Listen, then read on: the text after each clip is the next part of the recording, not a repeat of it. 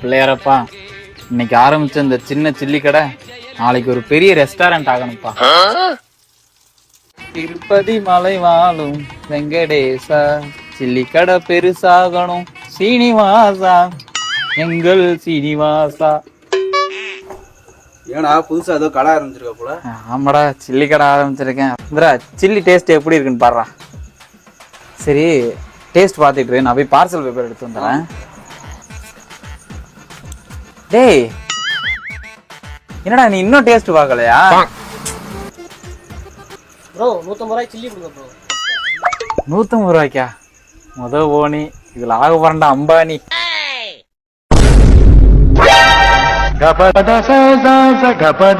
Brother, chilli முடிஞ்சு நாளைக்கு வாங்க பிரதர்.